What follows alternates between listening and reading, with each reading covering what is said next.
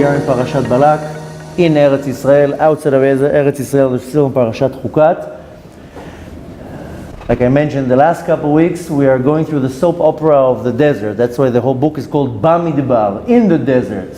So we saw that all the time is what's going on in the desert, is fighting, disagreements, arguments, Lashon Hara, slandering. Started with the spies talking Lashon Hara about Eretz Israel. Then the Korach talking Lashon Hara about Moshe Rabbeinu, Miriam talking about Moshe, everybody going against each other. Now we have a whole new series of evil people going and talking against the nation of Israel, and we see again that it all funnels to the same place, is the talking.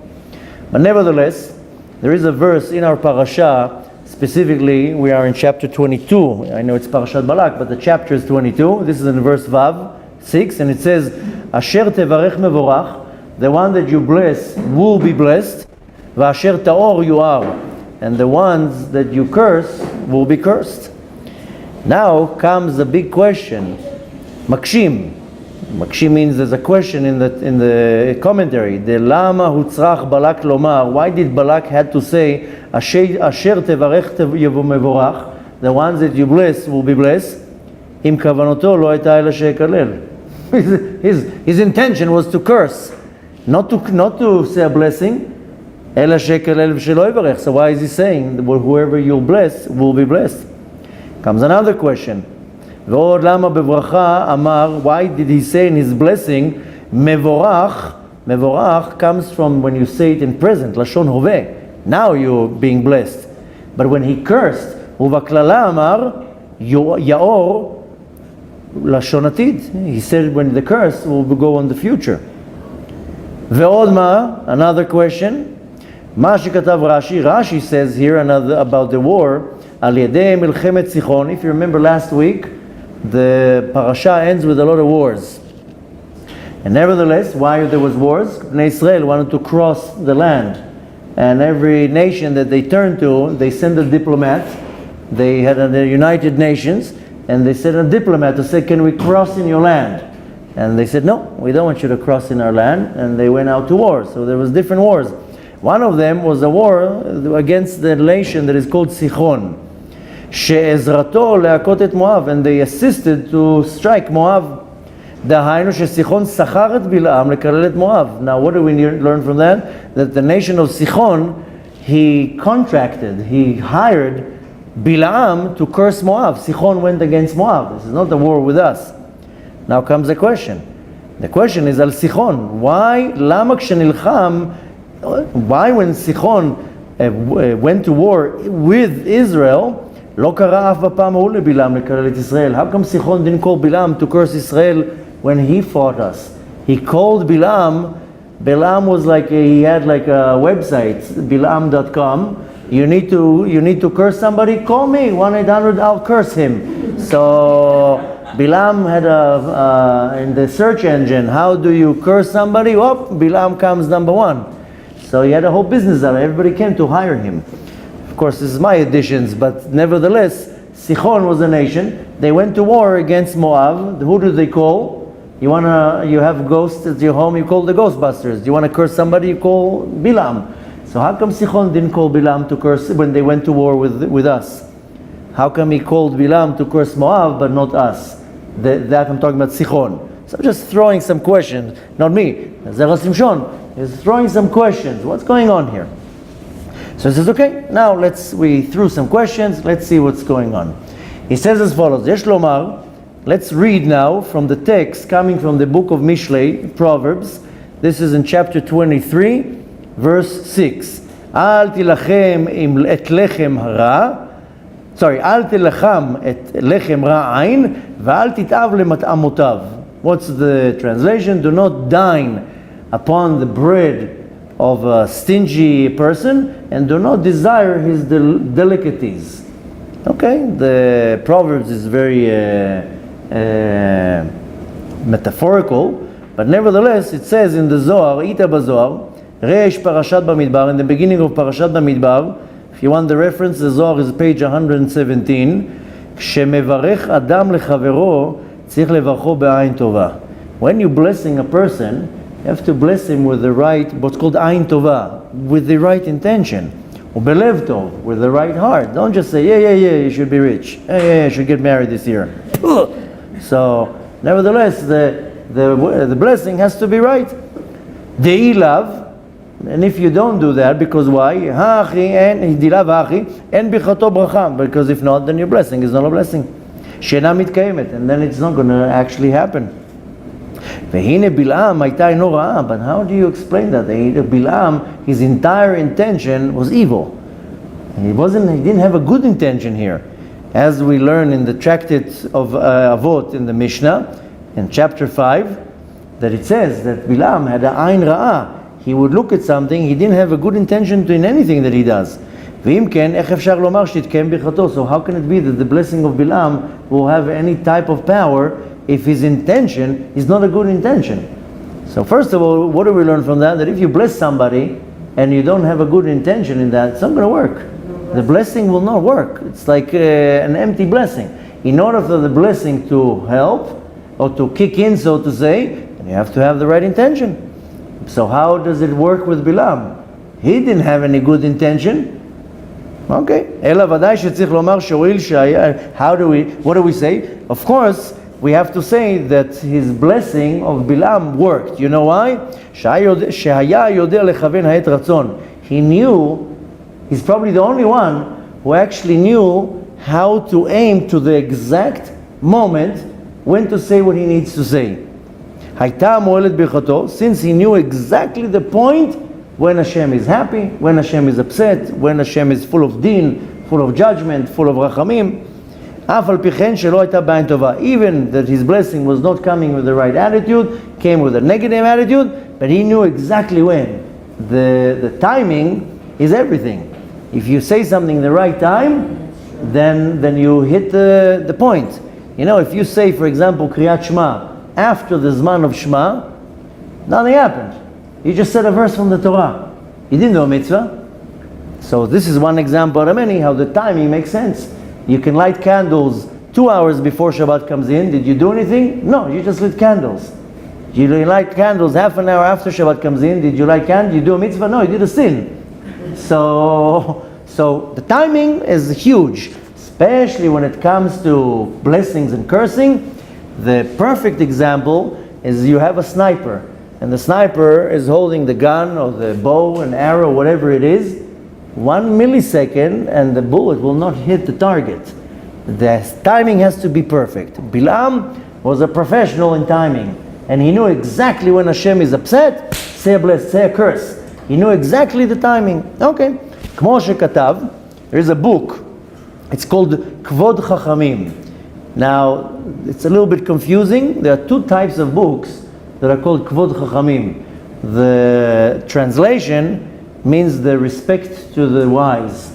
But there's one book written by a rabbi called Yehuda Leib that lived in Venezia, and then there's another book written by a rabbi called Tzvi Elimelech Kalish. Two rabbis and the same name of the book. So I don't know which book he means, but nevertheless he says Kmo shekatav Kvod Chachamim, the same way that this Kvod Chachamim wrote. I think he's talking about Tzvi Elimelech Kalish, because Tzvi Elimelech Kalish wrote commentary on the Gemara, and he says here Beperek Kama de Brachot, in the first chapter of the tractate Brachot, page 7. What did he write? Al hahi de'en kol bria yechola lechaven ota shah chutz mibilam harasha. It says in the Talmud that nobody, no creature or creation knew how to aim to the right moment, only Bilam knew. Unbelievable. Shelo bilvad haya yodea Bilam lechaven, not only that he knew to aim to the right moment, oto rega el af, ela af kol haitim haya yodea lechaven. He knew all the right times, exactly on the millisecond, when to say what and how. Ezu et ratzon, when is a time that is an auspicious time, ve'ezu et poranut, and when is the time that Hashem has too much din, that chas v'shalom can be a disaster. U'mishumachi, therefore it says in the parasha, ve'yodea da'at elyon, and he knows the da'at of the world above. And only Bilam knew that. Just imagine such a rasha knows such a thing. We know that Bilam was in the level of Moshe Rabbeinu, but on the other side. what's called לעומת זה. Yeah?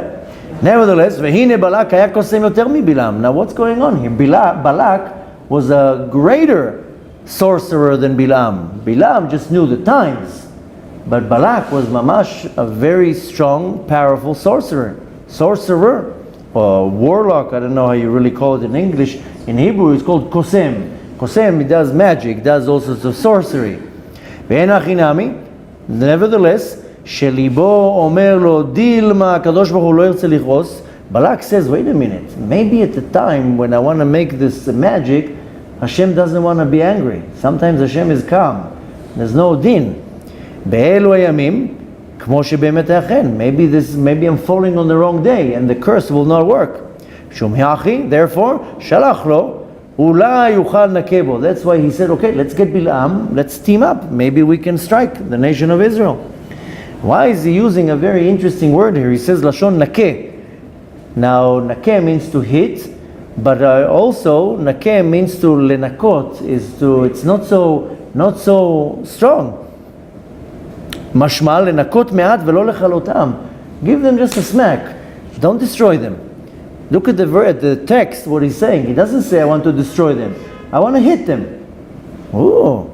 ואם כוונת בלק היה שבלעם יקללם באותו רגע, but if Balak had the intention that Bilam should curse them in that moment, דווקא שהקדוש ברוך הוא כועס, when should he curse them? At the moment when הקדוש ברוך הוא is angry, היה לו לומר, he should have said, אולי יוכל לכלותם, maybe I can destroy them. He doesn't say that. He says, לכלותם, I will give them just לנקותם, just give a little patch, as they say. שאם היה כועס ברגע אחד, if Hashem had anger in that moment, היה אומר, כלם, destroy them. Nevertheless, כמו שכתבו התוספות שם, as it says in the Tosfot of the first chapter of the tractate ברכות, ואז חס ושלום מרובים כולם לידי כליה. So if Balak wanted to actually destroy the nation of Israel, he should have used the word לכלותם, destroy them completely. But for whatever reason, Balak didn't say that. He just says, just לנקותם, לנקות, to hit softly. Okay. אלא ודאי שכוונת בלק הייתה לומר לבלעם, but really the כוונה, the intention of Balak was to tell בלעם, אף אם הקדוש ברוך הוא לא יכעס, even if Hashem doesn't get upset. You know what they did in the end? They couldn't curse, so they sent the girls. Hey, let's send the girls there. The girls will tempt them, make them all sin. Well, need to think too much. We'll confuse them with the girls. But nevertheless, Balak says, even if Hashem will not have anger, you know exactly all the times, the auspicious moments. The same way that you know the auspicious time in order to give a blessing, לברך, כך אתה תוכל לכוון את הפורענות לקלל. So you know exactly when to curse. You know who does that very good? I'm sure it's not only mine, but many others, but my kids know how to do it very well. They know how to tell me something about another kid at the right moment. Right? These are the art of kids. So I can only tell you about my kids. I don't know about other kids. But some of my kids, one kid will come and tell on the other exactly when I'm just came home. Oh, when they see me upset, oh, he said this and this about. Now I'm already, the anger is already ignited. Now you're telling me that. You couldn't wait 2 minutes when I'm relaxed. So kids, they see, oh, well, if I want to now get the other kid in trouble, I know when to tell on him to the father, not when the father's relaxed. The other day I was working, I don't know why, Baruch Hashem, I was in a real good mood. So one of the kids came and told me, Abba, I was like, it's not going to work for you right now. It's not going to work. I'm too much in a good mood. But then they all did something and said, listen, I'm in a good mood. Don't ruin my good mood. Now you can ask for ice cream. Now you can ask for whatever you want. I'm in a good mood. Same thing here. Balak, he didn't know what to do, how to do. But nevertheless, he says, but Bilam, he knows the moment. This is the moment. Now stick it to them. As they say. Inami, אם מתקיימות הברכות שאתה מברך, אף על פי שאתה רע עין, מכל שכן שתתקיימנה הכללות. If your blessings will work, even though your eye is an evil eye, but your blessings will work, so much more so your curses. So Balak was not a fool, or what we say in Hebrew, lo היה פראייר. He knew exactly who he's hiring and what's his capabilities. Okay, ואם תאמר, אם כן, what if you say, שיש עיתים אחרים ביום, sometimes of the day, מזומנים לפורענות. Sometimes of the day, Hashem is not in sitting on the kisei rachamim, on the chair of mercy. He's sitting on a chair of judgment. It is not the time right now to push somebody in the spotlight. מהי אולימיה דהרגע שהקדוש ברוך הוא כועס בו. So if this is the case, what important or what power does it have the moment that the Kadosh Baruch Hu has anger? Right? יש לומר, one can say, דאותו רגע הוא כולו דין. In that moment when Hashem is full of anger, it's only judgment. And there are times of the day that the Kadosh Baruch Hu is only judgment. בלתי רחמים כלל. There's no mercy. You're not going to find one bit of mercy. You know, when sometimes it's not only on the day. We talked about it last week. In the entire month of Tammuz, the whole month is dinim. There's no rachamim in the month of Tammuz. Not a good month, by the way. I mean, anything can be good. You can turn anything to good. But when you're looking at the energy of the month of Tammuz, the entire month is just dinim, just judges. No rachamim at all. אבל שאר העיתים, but some other times, אף על פי שהם דין, sometimes there are times that there's din, there's judgment, ורוגז and anger. עם כל זה, יש בהם משותף, מעט חסד, but there's a little bit of חסד mixed in it, a little bit of kindness. והואיל שכוונת בלק לא הייתה דווקא באותו הרגע, בלק didn't care about the moment. לכן אמר, אולי אוכל נקה בו לבד. That's why he said, maybe we could just strike him. Even if nothing really happens, but maybe we can just strike him. כי ידעתי את אשר תברך. Why is Balak saying that? Because he says, I knew that anything that you will bless will be blessed. So Rashi says, where does Rashi quotes here from the Parashat of Shmot.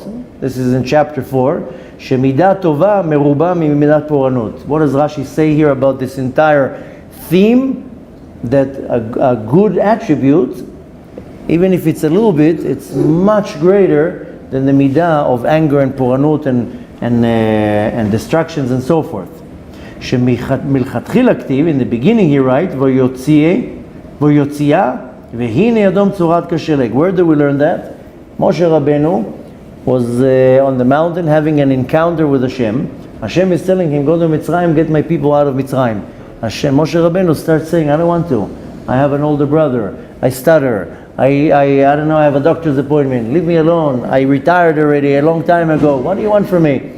Nevertheless, Moshe Rabbeinu speaks a little bit Lashon Hara about the nation, and he says, what if they don't believe me? So Hashem tells him, put your hand under your armpit, and he took it out, and it was full of leprosy. Why? Because he spoke Lashon Hara. Why? Who are you to say if they're going to listen to you? Not going to listen to you. I'm not asking you. Even Moshe Rabbeinu speaks, when he speaks Lashon Hara, gets punished. And so much more so us. But nevertheless, Levasov Ktiv, and at the end it says, Vayotzia micheko v'hine shava kibzaro. And at the end he takes his hand out of his armpit and he came back to its original. Deveoda becheko kvar shava b'saro. While it was already in his hand, it already came back from to be original. Saying in other words, that a little bit of a good attribute will overpower a lot of bad. Same here, לעניין הברכה, for when it's talking about the blessing. כשמתחיל לברך, when he starts blessing, מיד חלה הברכה. Right away starts the blessing. קודם שיסיים לברך, he didn't even finish, already the blessing is already activated. ומשום הכי, and therefore, כתיב מבורך לשון הווה. That's why when it says מבורך, it's in the present. אבל בקללה, where it's talking about the curse, עד שנשתלמה, till he finished the curse, הקללה לא תחול. The curse will not happen. Why? משום הכי כתיב יאור בלשון עתיד. That's what it says in the future. Now this is how we understand why the blessing is in the present and the curse is in the future, because it's not going to happen. ומה שסיחון לא קרא לבלעם, now we want to understand why did סיחון didn't call בלעם. כשנלחם עם ישראל, when he fought the nation of Israel. He called Bilam when he fought Midian, but with Moab. But why doesn't he call when he fought with Israel?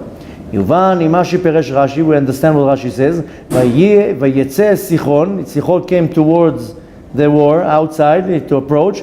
אילו הייתה חשבון מלאה יתושים, that's what it says Rashi. If the land of חשבון was full of mosquitoes, אין כל בריאה יכולה לכבשה. Nobody can conquer the land of חשבון. ואם היה סיחון בכפר חלש, and if סיחון was in a weak village, אין כל אדם יכול לכבושו. Even so, nobody can conquer him.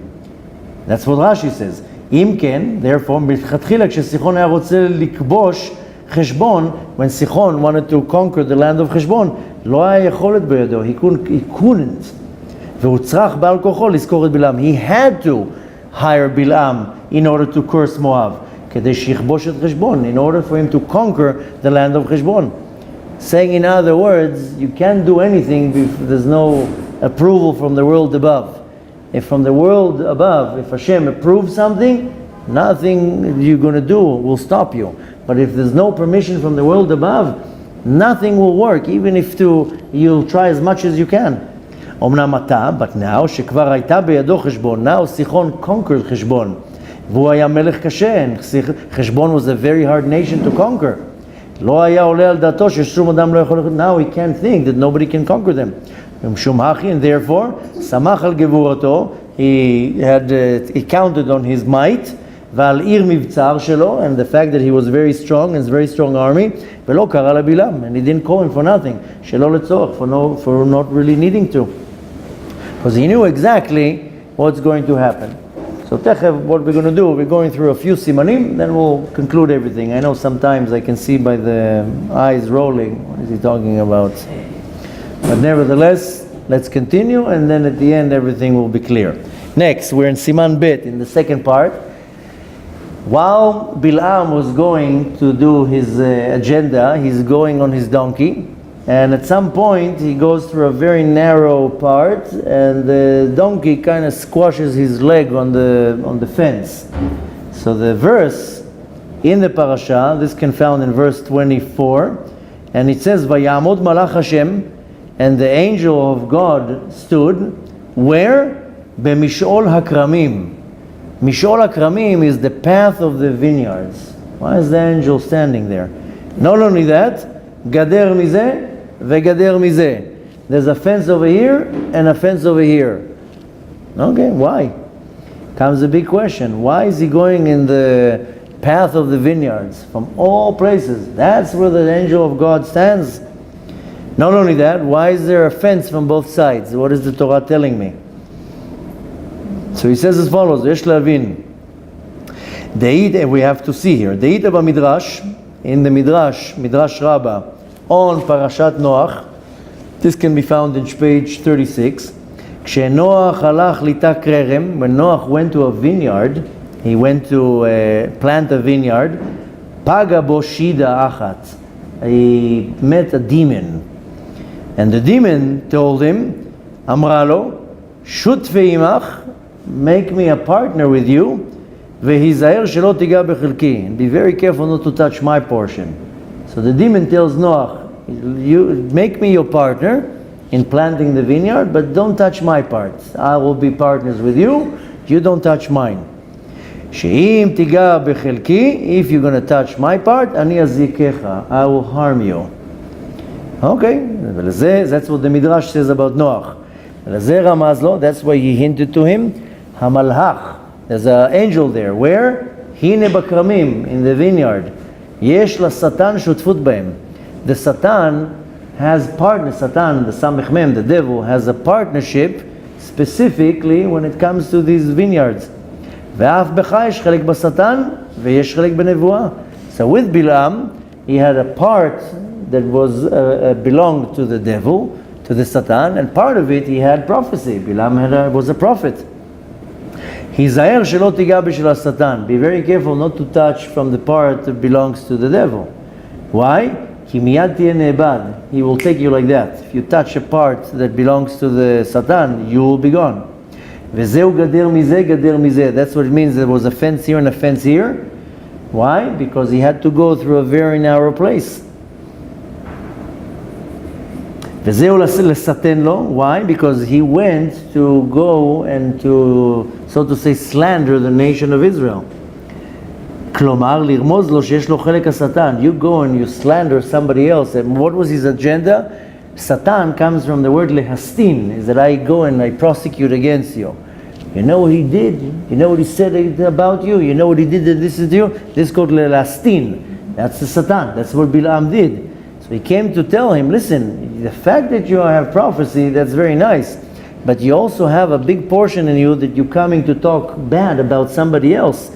Be very careful. You know why? Because you cross the line, you're going to be destroyed right away. אבל כל זה לכוונה טובה שיחזור בו. But the whole point, Hashem, look how merciful Hashem can be. He wanted to give him the opportunity to do tshuva. Do tshuva, if not I'm going to destroy you. וזהו ויעמוד במקום צר. That's why he says when he stood in a very narrow place. Why? זהו שפירש רש"י. Rashi explains שמלאך רחמים היה בא, an angel of mercy came, ובא לחוס עליו, and he came to have mercy on him, שלא יאבד, that he's not going to be destroyed.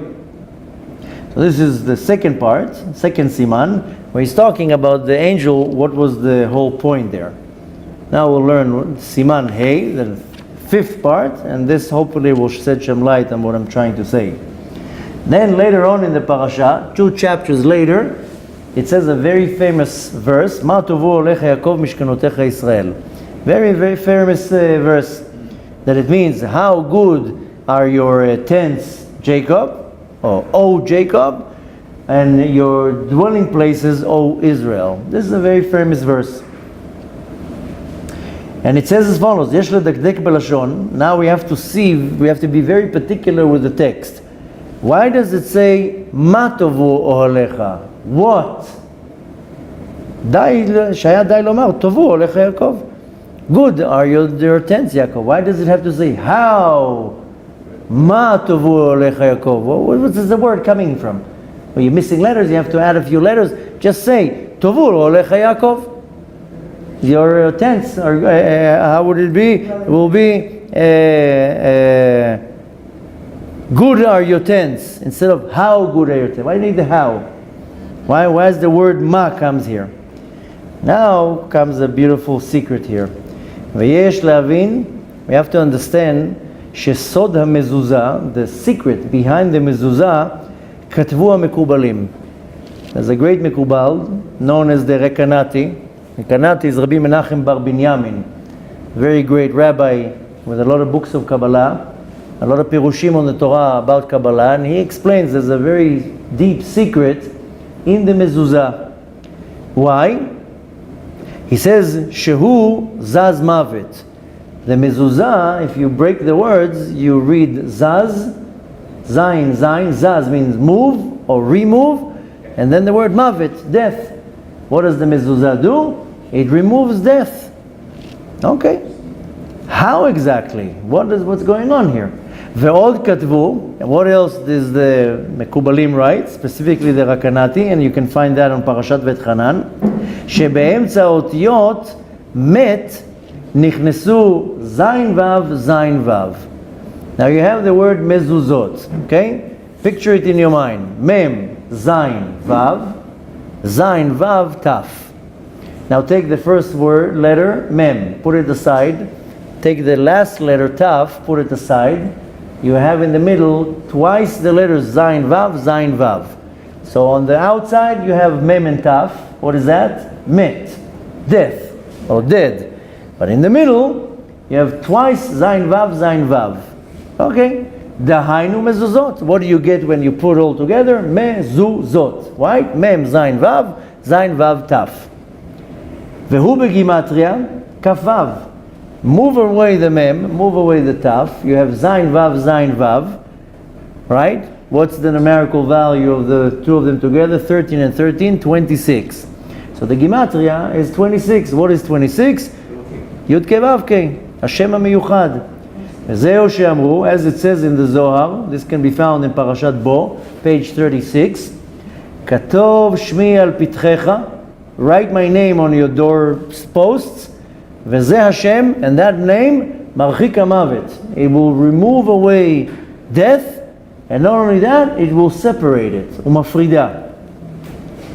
Now comes an interesting chidush, And it says, וידוע שבתי כנסיות פטורים ממזוזה. We know that a bet knesset doesn't need a mezuzah. Ooh, big chidush. ולמה? Why? Why is the bet knesset פטור ממזוזה? Why is it not obligated with a mezuzah? מפני ששם אין מוות. In the synagogue there's no death. Unfortunately, in our days, there's slandering in synagogues. There's lying in synagogues and many other things, so we put a mezuzah. But nevertheless, in a real bet knesset, you don't need a mezuzah. Why? En sham mavet. Ve'en tzorech le'afrida. You don't have to separate the death. Ela adraba. Nevertheless, shamesh hachayim. In the synagogue is where you have life. You come to a synagogue, there's Torah, Sefer Torah, learning, there's life there. Ve'lachen amar, that's why it says in the verse, ma memhei. This is numerical value of 45. Tovu, tet vav bet vav. It was good. Has the numerical value of 23. Put them together. Ma tovu is the numerical value of 68. 68 is the equivalent numerical value. What's called the gematria of the word chaim.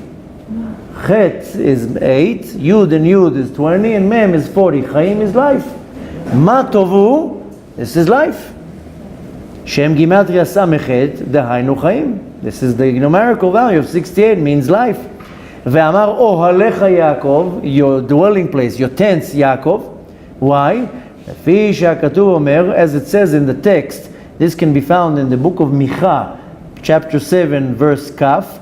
Titen emet leYaakov. Give truth to Yaakov. Yaakov is midat emet. Yaakov is representing emet, truth. Sha'alef shel emet, take the word emet, aleph, mem, taf, first letter of the Torah, middle letter of the Torah, the last letter of the Torah. That's emet, that's truth. But take the aleph of emet, remove it. So what are you left with? Met, again, dead. But take the aleph, you know how aleph is written? It's written a vav, and then a yud, and then another yud. You follow me? You have a vav, and a yud, and another yud. That's numerical value of 26. Again, Shu Gimatria Kavav. Again, we're going to the numerical value of Yud Kevavki. Vehi Smucha Leotiyot Met. And the Aleph is attached to the letter Met, death. Venesa Emet. So the death becomes Emet, becomes truth. The Kurchakai, the Emet, always will stand. Anything that is a lie, anything that is deception, doesn't have any power. It will stand for a day, a year, a month, 2 years, doesn't matter. At some point it will crumble. Emet cannot break ever, cannot go down at ever. Umshum hachi, therefore they said in the Talmud, Tractate Ta'anit, page 5, Yaakov Avinu lo met. Yaakov Avinu never died. Now we're taking it literally, he never died. But Yaakov Avinu lo met. Because he's midat emet, he has the aleph, so he's no met. There's no death there. So now let's put all of everything together, okay? I hope it didn't put you to sleep. So we start by saying that Bilam, his agenda was to curse, but nevertheless he knew exactly the times when to curse, when to pray, when to bless, and so forth. Even though for us, if I give a blessing and there's no intention there, the blessing will not work. But nevertheless, Bilam was able to go above that. Then we're going later and we're saying, we understand that Balak was a stronger sorcerer than Bilam, but nevertheless, he didn't know the right time. He knew what to do, but not when to do it. So he had to take Bilam. Then when Bilam goes, Bilam had the opportunity to do tshuva. We can learn from that even the most wicked person in the world, Hashem says, I will give you a chance. I will give you a chance to go back in your bad path. If you don't, then you don't. Now, forget about now the most wicked person in the world. Let's concentrate on us for a second. How many opportunities a day do you have to sin? 1,000? And what do you choose? Do you choose to sin or you don't choose to sin? So this is called, in the Kabbalistic term, a narrow place, makom tsar. When Hashem pushes you to a narrow place, there's no much more where to go. You touch here, you sin. You touch here, then you maybe have the opportunity to do tshuva. This is called when Hashem squeezes you. So sometimes Hashem, during the day, will squeeze you in a place and tell you, be very, very careful where you're going. Think before you say something.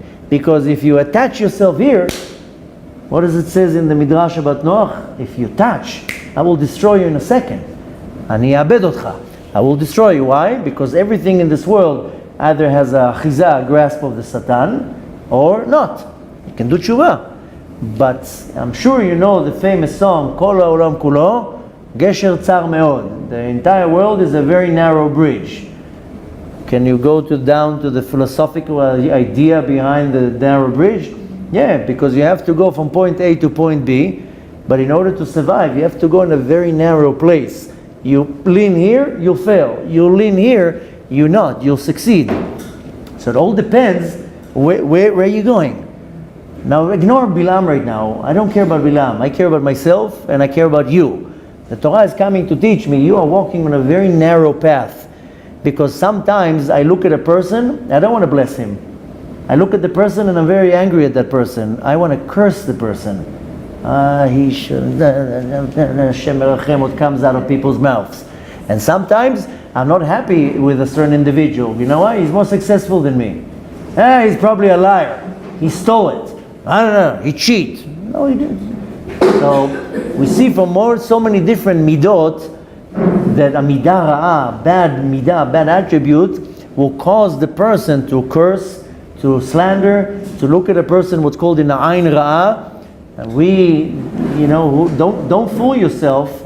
We all fail in that. I mean, how often do you judge everybody favorably? It might work the first time, maybe the second and third, but once the little nerve hits the jealousy or the anger or whatever, then I'm not so keen to bless another person.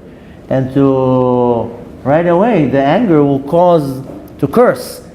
And you don't need Bilam here. You don't need to hire Bilam. Some people, how they curse other people, Hashem Yerachem. The whole Torah is coming to teach me, you have to be very careful. You're walking in a very narrow path. And the Kadosh Baruch Hu is going to throw these tests towards you that, you know what? It's very easy to fall to the side that you touch your partnership with the Satan. And this will come from jealousy. It will come from an ayn hara, that I see something and I don't like. It will come from many different points. So look at the build-up. The first, we have the spies. They go to Eretz Israel. They slander the land. Why? We're not going to start interpreting why they slander the land. But the simple explanation is they didn't want to go into Eretz Israel. They didn't want to work hard. If you remember 2 weeks ago, we learned that they didn't want to go into Eretz Israel. That's what does the Zohar say? If you remember, we learned the Zohar says very clearly. They did not want to lose their status because they were Nesiim. They were presidents of the tribes. And they knew once we go into Eretz Israel, you know what they do? Re-elections. Moshe Rabbeinu is going to fire us. We're not going to be the presidents anymore. Different zone, different energy, different president. They didn't want to lose the status. So what do? Let's slander the land. Then let's go next week. Then we have Korach. Korach was jealous. Why him and not me? Korach had everything. We talked about it already 2 weeks ago and a week ago. No need to elaborate. But Korach had everything. He had money. He was a gazillionaire. He had power. He had political power. He had wisdom. He had everything. This is what bothers you? Another person has something you don't have? This jealousy that caused such hate, resentment, and lashon hara. And look what happened. Look how he ended. I told you what the Zohar said. The Zohar says, "Ratza hagamal karnaim, chatchu lo ta'oznaim." The camel wanted horns. They cut his ears off. That's what the Zohar says. Because the camel looks at the bull, sees a beautiful bull, beautiful strong horns. He says, "Hey, I want horns." Yeah, but you're a camel. You don't have horns. You want somebody else's possession? Not only you're not going to get it, we'll cut you whatever you have. That was Korach. What do you want from Moshe? So the jealousy again. Look at the narrow path, the test. Then we have Miriam. Then we have so many events. You have to see the build-up in the Torah. And finally we go to Balak and Bilam. And you see that the agenda of Bilam and Balak was to curse the nation. It turned around against them. That's why we learned, why did we ask the question with Sichon and Cheshbon and Moab? To tell you very simply, doesn't matter what you think, want, desire, or plan. You can plan as much as you want. This is not going by the agenda of the Kadosh Baruch Hu. You are building a castle that will crumble in 1 second. Means give now a bad advice about something and it will disappear. Say something, it will not happen. So you have to understand where the Kadosh Baruch Hu is testing you, and He's always going to give you the pit where you can fall, or you can be saved and lean to the other side, do tshuva.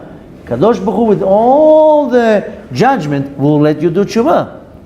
And then we jump forward into the parasha that we sang about Yaakov, Ma tovu alecha Yaakov, and we gave the whole explanation that what is the only thing that stands and sustains is only emet, only truth. When you're trying to go somehow around the truth, it's not going to work. It's going to break into pieces, and you're going to be the one who's, as they say, you're going to be eating it. Rather, the emet is standing still. Anything that is not emet will end up being mavet, will end up being death. Death is not necessarily that the person's breath stops and the heart stops. Death means separation. You separate yourself from Kedusha. So in any type of situation that you're trying to go against the truth, the result will be met. You take away the Aleph we said is Yud and a Vav and a Yud. 26. You take away the Yud Kei Vav Kei, the Emet, the truth, you're left with Met. That's what it is. So Torah comes and tells me something very simple, yet a little bit hard to understand, but the bottom line is what's important. It's all about emet. It's all about midat emet. That's why it says midah tova mi midat poranut. One little midah is that it's good will be much stronger than many bad midot that will cause chas v'shalom poranut. Poranut means devastation and anger and all sorts of other bad things. But the point what one needs to take from that, as we're going through so many parashot, and look, what's the theme of the parasha? Somebody looked at another person, desired or didn't desire, or envy or anger or whatever, and look at the result. So we're all guilty at the same thing. But the Torah comes and tells you, don't look at somebody else, look at yourself. How did we explain last week the class about Tammuz? If you remember, all these parashot always will fall in the month of Tammuz.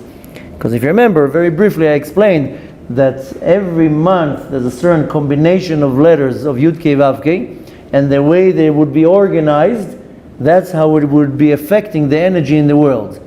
I told you the rule that if the Yud comes before Hey, then it will always be mercy. If the Hey comes before Yud, it will be Din, will be judgment. If the Vav comes before Hey, then it will be mercy, and if the Hey comes before Vav, it's Din, it's judgment.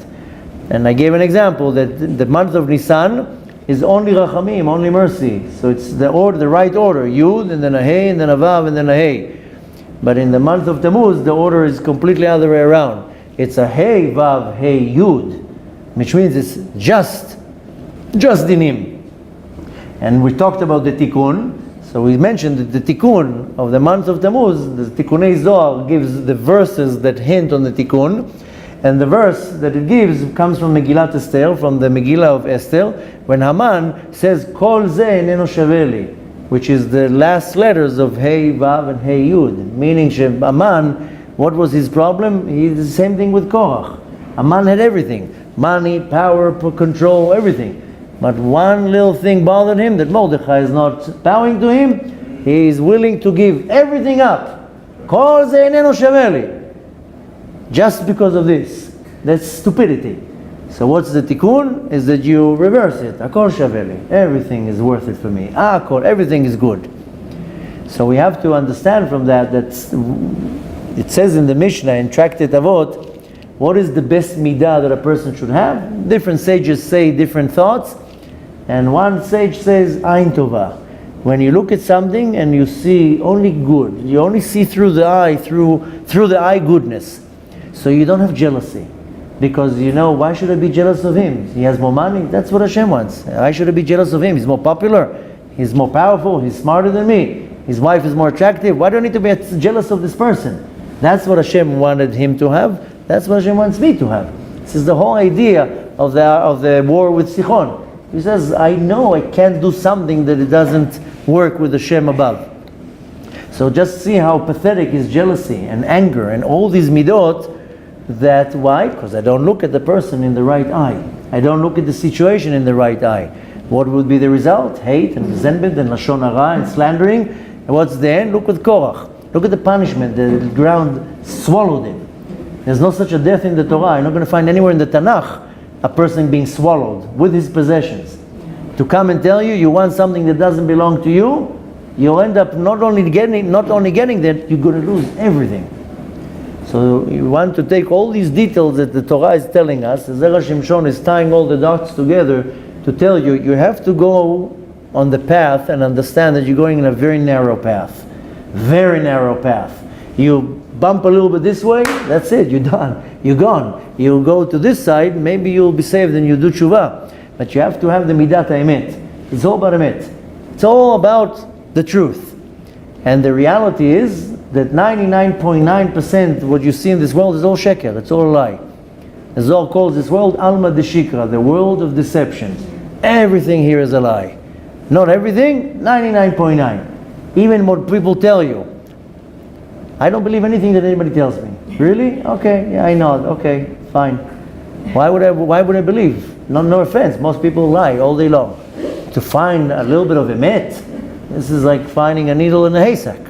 So the point is that you want to be from the ones who, it's all about emet. We spoke about it so many times. When the sons of Korach fell into the hole, when the ground opened and swallowed them, a little cliff or whatever, krach, came out and they catch them because they did shuvah. And they screamed from the pit all the way down, Moshe emet v'torato emet. Moshe is truth and his Torah is the truth. It's all about the truth. You know, we say every day, 3 times a day, a certain prayer. It starts with the verse, Ashrei Yoshvei Beitecha. I'm sure you're familiar. Towards the end, we have a very interesting verse. It says, Karov Hashem lechol korav. Hashem is close to all the ones who call him. But, lechol asher yikru be'emet. If you translate it word for word, that all the ones who really call him. In truth. But, if you want to read it the right way, lechol asher yikru, all the ones who call him, be'emet. That all their life is emet. You want Hashem to be close to you, it's only emet, which means that if a person is opposite of truth, Hashem is not close to you. You're not going to gain any closeness of Hashem. Karov Hashem lechol korav, Hashem is close to all the ones who call him, but only if they're going in the path of truth. You don't go in the path of truth, I'm sorry to tell you, Hashem is not close to you. And to find the people who go in the path of truth, like I told you, is a very rare product. Very few people, they actually go on the path of emet. So you want to adjust yourself that everything in your life is emet. Don't think you can fool anybody. Again, we're going to go back to the same example. Why is he asking about why Sichon didn't call Bilam? Because Sichon, as wicked as he was, he says, he runs the show. It doesn't matter what I'm going to do. It's not going to work. So this is something that we have to get through our thick mind, that Kadosh Baruch Hu runs the show. He wants you to be more successful, you'll be more successful. He wants you to be before, after, more, less. Who am I to go and contradict what the Kadosh Baruch Hu wants? That's when I go to the other side of Bilam, that I end up with nothing. So I believe the message here is very clear and very obvious. That's why he brings at the end the beautiful explanation about Matuvu Alecha Yaakov, to tell us that if you don't stick to the truth, then the only result is Mavet. You're separated from Kedusha. It's all about the truth. You know, if I have to summarize my entire personal near-death experience, a lot of people see me in the street, hey, I heard you have some very interesting, can you tell me? No. Why not? Because it takes 3 hours. Oh, just give me the short version, just give me 5 minutes. No. I don't want to give you 5 minutes. What do you see a dentist in the street? You tell him, can you look in my carrot here a second? Come to a lecture, take a CD, watch it. I don't want to tell you. You can't say it in 5 minutes. But if and sometimes some of them are very persistent. Not too long ago, somebody came, I don't have internet, I don't have a CD player, I don't have anything. Tell me the story. I can't tell you, I'm going into a class. He caught me out here. I told him I'm going into a class, I have 3 minutes. He says, say what you can say in 3 minutes. So I said, I'll tell you something, it takes 3 seconds. Emet. See, I did it in a second even. It didn't even take me 3 seconds. He didn't get me. The point is that in my entire experience can be summarized into one word, emet. If you follow the path of emet, of truth in this world, you're good in the world above. If you don't, the Kadosh Baruch Hu cannot stand liars. Do anything you want. Lying, that's where you lose the attention of Hashem. The Kadosh Baruch Hu cannot stand liars. He despises liars. Why? Because he sets the truth and you come and distort it. You know, it says in the Torah many things. Don't kill, don't commit adultery. It only says one thing that you should run away from. Midvar sheker tirchak. From any type of lie or deception, run away. It doesn't say run away from idol worship. From midvar sheker tirchak. The Torah is coming to tell you the seal of Hashem. Hashem is the king. King has a ring, you know, what they call the seal. The seal of Hashem is emet, chotam emet. That anything is distorting the truth, then you're going against the master of the universe. That was the problem of the nation last week when they went against Moshe. We learned that Saturday morning. You go against Moshe, you go against Hashem. You don't go against Moshe Rabbeinu. You go against Hashem. So the lesson we want to take from that, all this geschrei that we went through, is to come to one message. You stick to the truth. You stick to the truth and you'll have no harm. Because a person that goes on the path of emet, doesn't matter what's going to happen. People think they need to lie in this business transaction. They need to lie in the shidduch. How many times people go on a date, they don't say the right date, the right age. What do you think? They'll never find out. Were you telling your wife now something, and 4 years down the line she's married, she's not going to look at your passport? What kind of a foolish advice? Sometimes people say, don't say your age. What do you mean, so don't say my age? What, I'm going to live a lie the rest of my life? You know, the second date with my wife, I told her everything. You don't want it? No, not sorry. Better now that you know all the dirty laundry. I don't need you to find anything 3 months down the line. This is here's everything. You take it or not? Sometimes I cannot understand how people live in the idea, no, you have to lie. Not too long ago somebody called me, can I lie on my taxes? Told him, why are you asking me such a question? No, you can't. Yeah, but you know, the government and this and they're evil. And you're asking me, lying is lying, cheating is cheating, stealing is stealing. Doesn't matter if you cheat even the government. Who tells you such an idea? You're allowed to steal from the government. I told you not too long ago we had a class, and we were a group of men, and we would do an hour class, and then 3-4 hours just questions and answers. One guy in the middle of the whole class was talking about stealing, and one guy says, you know, but Rabbi so-and-so said that I'm allowed to steal from Gentiles, from Goyim. Well, I don't know who's Rabbi so-and-so, but why would he tell you such a thing? Not only that you're not allowed to steal, you steal from a Gentile, you also do Chilul Hashem. Chilul Hashem, you're desecrating Hashem's name. He says, what's the Chilul Hashem? They don't know I'm Jewish. I says, well, you're wearing a yarmulke. He says, no, I wear a yarmulke to your class. In day to day, I don't wear a yarmulke. I said, okay, well, you must have a mezuzah on your doorpost in your office. No, I do business in the customer's office. I says, well, your name is Goldstein. And look at that nose. Come on. Don't you think the person knows that you're Jewish? So not only that you're stealing, you're also doing Chilul Hashem.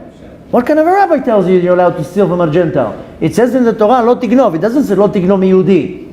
Don't steal from a Jew. It says lo tignov. Period. Any type of theft is not allowed to. So a lot of people like to manipulate the Torah, how it's good for them. You know, it's good for me. If I'm saving a lot of money, you're allowed to. But no, you don't. So you want to be successful. You want to get to a point that you are not in the realm of the Satan, of death, of separation. It's only a myth. And I told you when I became observant, 3 years I didn't even wear a yarmulke. I only put tefillin on in the morning. That's what I did for 3 years. I didn't mix meat and dairy, and I put tefillin on. and I would say the morning blessings. That was my mitzvot. It took me 3 years to start refining myself. And I told you, the first thing that I had to do is my language. I have false language.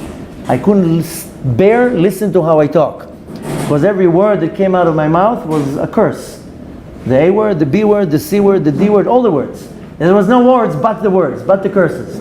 But the next thing that I had to do, that I had to work on midat haemet, because every word that came out of my mouth was a lie. And I told you so many times, I have to say it again. I bought myself a little notebook, and every time that I would say a lie, I would write the lie down and the hour. And then at the end of the day, I would open the notebook and look at the notebook and see 100 lies, 200 lies, 50 lies, 80 lies, and what nonsense. Like really nonsense.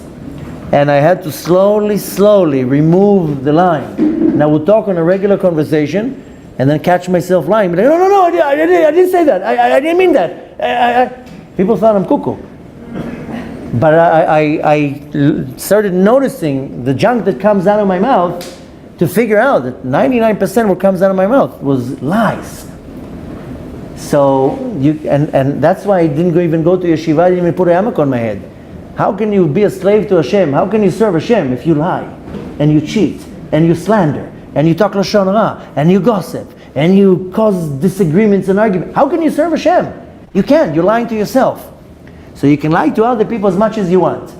And sometimes you think you're smart, you think you can lie to Hashem. Sometimes you're so foolish that you lie to yourself. So as they say in Hebrew, lo ya'azor klum, nothing will help. A person that goes on a path of a sheker, of deception, there's no, it won't sustain. It will always collapse. It's some way or another. And the only thing that stands firm and never falls is only emet. And people are afraid sometimes to stand next to the truth. What will people say? What will people think about me? How will I be judged? So you have to care about what the Kadosh Baruch Hu says, and you see that the entire Torah is standing on one midah, is midat haemet. It's all about emet. It's not about what people think about you. It's what Hashem wants you to say or think. So this whole little part of the parasha, of course, can be interpreted and explained in many different ways. But I find it that the most powerful is to see here that Bilam had an opportunity. Bilam was in a level that if he would do tshuva, he would be greater than Moshe Rabbeinu. In prophecy and everything. He was the leumat ze of Moshe Rabbeinu. He was the one that came to the world to be in front of Moshe Rabbeinu. You don't put a person who's 90 pounds in a ring with somebody who's 200 pounds. It goes by the weight, right? Same thing here in Kedusha. Moshe Rabbeinu had the leumat ze. Somebody had to be in the level of Moshe Rabbeinu. That's Bilam. And Hashem told him, I'll give you the opportunity to do tshuva. And if you do tshuva, you get everything. Everything you get. You decide not to do tshuva, sorry to tell you, there's no partnership here. But nevertheless, I think and I hope we hit the nail on its head. The point to take from that is that the only thing that sustains and the only thing that stands firm is only midat haemet. And you know what? A lot of people sometimes see things and they think that manipulating the truth in one way or another will get them some type of a result. You're only cooking yourself a recipe for destruction. Anytime that the mouth says some words of deception, nothing good will come out of it. Last week we learned about lashon hara, and I explained, we're going to go that in length in another class, that if the mouth lies, slanders, cheats, gossips, curse, his prayers are worthless. He can stay home. Don't have to come to shul. With that said, the shuls can be empty. But it says clearly, you slander, you say lashon hara, you lie, your prayers are nothing. They don't even go up. There's words of vain. That's how severe it is. So whatever comes out of this little hole in the front of our mouth can destroy the world, and on the other hand, can build the world. That's why the same thing with Bilam. He had the opportunity to completely destroy, or the opportunity to build. So hopefully we can take from this message, from 4 parashot, back to back, one after the other, the devastation that this little hole in the front of our mouth can do, or complete opposite. what the mouth can fix and create. The mouth was created to praise Hashem, to pray to Hashem, to pray, to talk Torah, not to do anything else with it. Just imagine how you betray the Kadosh Baruch Hu by He giving you a tool and you're going and slandering His creatures, His creations, or Himself. How many people slander the Kadosh Baruch Hu? Nevertheless, what we want to conclude here is how the parasha ends, is Ma tovo olecha Yaakov mishkenotecha Israel, that it's all about sticking to the Midat HaEmet. You stick to Midat HaEmet, then Titen Emet leYaakov v'Chesed leYisrael, then you are surrounded with truth. Hashem is honest with you, He surrounds you with Chesed, and needless to say, you win Chayei Olam Haba, the eternal life, because there's no Mavet. You take away the Aleph from the Mem and Taf, there's Mavet, there's death. You attach the Aleph, then there's Emet. Then you never get to a point of death, Chas v'Shalom. Bezrat Hashem, hopefully, if a small group can apply Midat HaEmet into their life and live according to a life of Emet, that everything is 100% truth, I can guarantee to you that you go on this path, nothing bad is going to happen to you. You'll see, most people, they don't realize that. 99% of all the bad things that's happened to them, they are the architect of their own destruction. It's because of their actions, because of their speech, because of how they behave, because how they treat other people, not because they did something. That's it. That's Rabbi Eliezer says, better to keep your mouth shut. Don't talk. You'll see everything will be good. So Bezrat Hashem, hopefully the words are not going to fall on deaf ears and maybe penetrate the first part of the ear and affect a few people to live and abide by the line of of Emet, of truth. And needless to say that the blessing of Hashem is the abundance of the blessing is infinite. All you need to do is go in the path of the Emet, like the song says, Gesher Tzar Me'od, the whole world is a narrow bridge. Just stick to the Emet. You'll never fall. You'll never stumble. You'll never fail. Why? You're holding to the Kadosh Baruch Hu. There's a famous story, a Hasidic story that I think it was said about the Magid from Mazrij, the student of the Baal Shem Tov. I'm not 100% sure, but nevertheless, let me tell you the story. It doesn't matter who said that. There's a story, if it was said about the Magid, that he lived in Ukraine or Russia or whatever it is, and every morning he would go a whole long journey to the mikveh. And part of the journey was to go on a mountain full of snow and ice, and to go down the mountain, and then to get to the mikveh and went back. Some people here, they have a few minutes from here, mikveh, they don't go. He went in the mountain, in the snow, in the ice. Somebody once asked him, how do you make it? You're an old man. How come you go up the mountain, down the mountain, and you don't fall? How can it be? So he says, a person who's tied to the world above never falls below.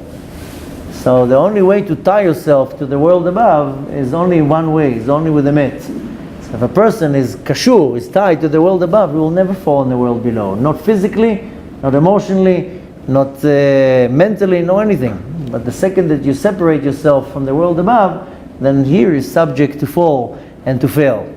Bezrat Hashem should always be in the path of truth. Hashem should always bless us with kindness and mercy. And exactly how in the theme of the parasha, the ones who curse us should be cursed, the ones who bless us should be blessed. Bezrat Hashem, hopefully we should see already the ultimate blessing of Hashem with the coming of Mashiach very soon. Amen. Beautiful rest of the week.